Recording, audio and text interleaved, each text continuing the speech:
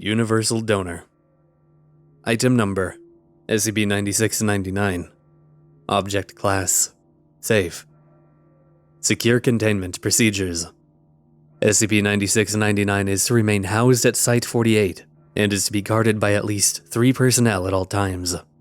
Its restraints are to be checked every 12 hours to ensure functionality. Any medical documentation related to SCP-9699 is to be restricted behind Level 5 clearance. All vocalizations from SCP-9699 are to be ignored. Description: SCP-9699 is a Foundation-made anomaly designed by the joint efforts of multiple high-level thaumaturges and imprisoned Sarkics, overseen by 057 and the Ethics Committee Director. Following the successful birthing of SCP-9699, all persons associated with its creation were amnesticized and released into civilian life, with updated medical documentation denoting their releases as a result of dissociative amnesia. SCP-9699 itself is an anomalous humanoid of indistinguishable sex, possessing the anatomy of an adult human being. It possesses no name, language, or identity. SCP-9699 is currently held at a secure surgical suite in Site-48 Subterranean Medical Ward, restrained to the central bed by an array of heavy-duty cuffs and ropes to endure minimal mobility. SCP-9699's inherent anomalous properties are as follows: accelerated aging, followed by a total stunting of aging following the presentation of an approximately 25-year-old person. Complete immunity to chemical influence, including substances such as anesthetics, ketamine, nitrous oxide, oxycodone, and morphine.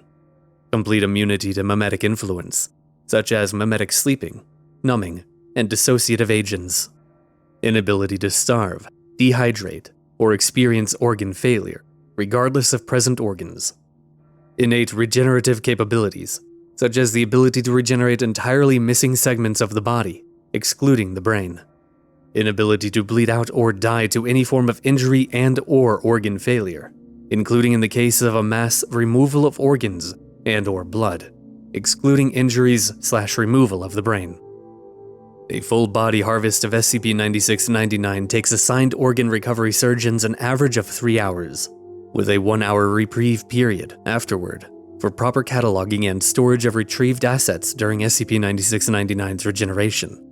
It is routinely harvested up to 5 times a day, with 93% of its organs and associated materials retrieved without damage or incident.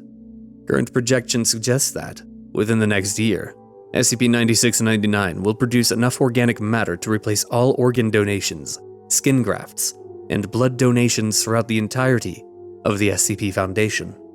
Discussions to offload excess material to various world powers in exchange for increased funding is currently underway. Notification received. File update. View. Incident 9699-1.